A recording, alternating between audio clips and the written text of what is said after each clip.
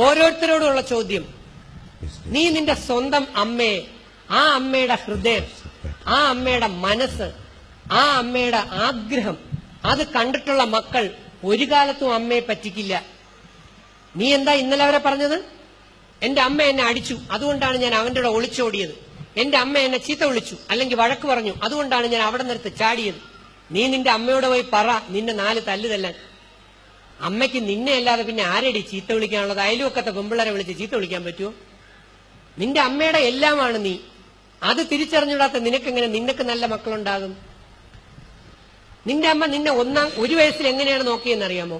നിങ്ങളോട് നിങ്ങളുടെ അമ്മമാർക്ക് എന്തെങ്കിലും ദേഷ്യം ഉണ്ടായിരുന്നെങ്കിൽ അവർ യഥാർത്ഥത്തിൽ നിങ്ങളെ 10 മാസം ഗർഭപാത്രത്തിൽ ചുമക്കുമായിരുന്നു. ആ നിങ്ങളെ ഗർഭപാത്രത്തിൽ ചുമന്നുകൊണ്ട് നടന്നപ്പോ നിന്റെ അമ്മയ്ക്ക് ഇരിക്കാൻ പറ്റിയിട്ടില്ല, അറിയാമോ? നേരെ കിടന്നിട്ടില്ല, നേരെ ഇരുന്നിട്ടില്ല, നേരെ ഒരു ആഹാരം കഴിച്ചിട്ടില്ല. എന്തിനേറെ ടോയ്ലറ്റിൽ പോയി പോലും ആ പാവ അമ്മയ്ക്ക് ഇരിക്കാൻ പറ്റിയിട്ടില്ല. ഞാൻ ഇടയ്ക്കിടയ്ക്ക് എന്റെ അമ്മ അനുഭവിച്ച അസ്വസ്ഥതകൾ ഞാൻ ആലോചിക്കാറുണ്ട്. ആലോചിക്കണം, അത് അനുഭവിച്ച് തന്നെ പഠിക്കണമെന്നില്ല. ആ അമ്മ നെഞ്ചിലിട്ടാണ് നമ്മളെ ഓരോരുത്തരെ വളർത്തിയത്. ആ നെഞ്ചിലിട്ട് വളർത്തിയ അമ്മയെ ചതിക്കാനും പറ്റിക്കാനും കഴിയുന്ന പെണ്ണിനെ അല്ലെങ്കിൽ പെൺകുട്ടികളെ ദൈവം വിടുവോ മോളെ? ഇല്ല. നിങ്ങളുടെ അമ്മയെ ഞാൻ കാണിച്ചു തരാം. ഈ ഇരിക്കുന്ന ഓരോരുത്തരുടെയും അമ്മമാരെ ഞാൻ കാണിച്ചു തരാം. നിങ്ങളെ എങ്ങനെയാണ് ആ അമ്മ 2 വയസ്സിലും 4 വയസ്സിലും 1-ാം ക്ലാസ്സിലും 2-ാം ക്ലാസ്സിലും ഒക്കെ നിങ്ങളെ നോക്കിയതെന്ന്. നീ പറഞ്ഞെന്താ? നിന്റെ അമ്മയ്ക്ക് നിന്നോട് സ്നേഹമില്ല എന്നല്ലേ? ഇതല്ലേ നിങ്ങൾ കൂട്ടുകാരികളോട് പറയുന്നത്? എന്റെ അമ്മയ്ക്ക് എന്നോട് സ്നേഹമില്ല ചേട്ടാ. പക്ഷെ കൂടെ ഇരിക്കുന്ന അമ്മമാരോടും അച്ഛന്മാരോടും എന്റെ അപേക്ഷ, നിങ്ങൾക്കും ഓരോ അമ്മമാരുണ്ടായിരുന്നു. നിങ്ങൾക്കും ഓരോ അമ്മമാരുണ്ട്. ആ അമ്മമാരും ഇപ്പൊ ജീവിച്ചിരിപ്പുണ്ടെങ്കിൽ, ഇല്ലെങ്കിൽ നിങ്ങളെ ശപിച്ചുകൊണ്ടാണ് മരിച്ചു പോയിട്ടുള്ളതെങ്കിൽ, ഒരമ്മയുടെ ശാപം ഒരു വീടിന്റെ അടിത്തറയിളക്കും.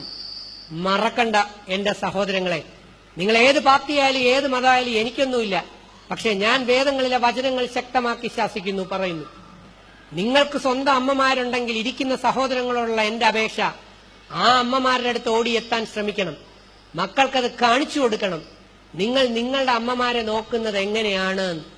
അല്ലാതെ ഇവർക്ക് കുറെ പേർക്ക് അറിയില്ല. പിന്നെ സിനിമ കണ്ടുള്ള അറിവ് മാത്രമേ ഉള്ളൂ. എന്റെ മക്കളെ, ഏറ്റവും നന്നായി ജീവിക്കേണ്ട കാലം വാർദ്ധക്യമാണ്. ഈ വാർദ്ധക്യം എന്ന് പറയുന്നത് നിങ്ങൾ മനസ്സിലാക്കി വെച്ചിരിക്കുന്നതാണ് തെറ്റ്. ഒന്ന് കേട്ടോളൂ. എന്റെ ഈ തിരിച്ചറിവ് എന്ന് പറയുന്ന പുതിയ ബുക്കിലുണ്ട് എങ്ങനെ 100 വയസ്സ് വരെ ഒരു രോഗവുമില്ലാതെ ജീവിക്കാം. 100 വയസ്സ് വരെ. ഉപനിഷത്ത് സീക്രട്സ് പോയിന്റ്സ് ആണ് എല്ലാം. യഥാർത്ഥ വിദ്യാർത്ഥി ജീവിതകാലം എത്ര വർഷമാണ്? 25 വർഷക്കാലം. പക്ഷെ പഠിക്കാൻ നിങ്ങൾ തയ്യാറാകുന്നില്ല. നിങ്ങളുടെ ടീച്ചറിനോട് ചോദിച്ചു നോക്കൂ. 25 വയസ്സുള്ള കുട്ടി MSc, MPhil, PhD എടുത്തിരിക്കും. അവൾ 26-ാമത്തെ വയസ്സിൽ 25-ൽ കോളേജ് ലെക്ചററായിട്ട് കയറിയിരിക്കും. UGC ശമ്പളം മാസം 1 ലക്ഷം വെച്ച് വാങ്ങിച്ചിരിക്കും.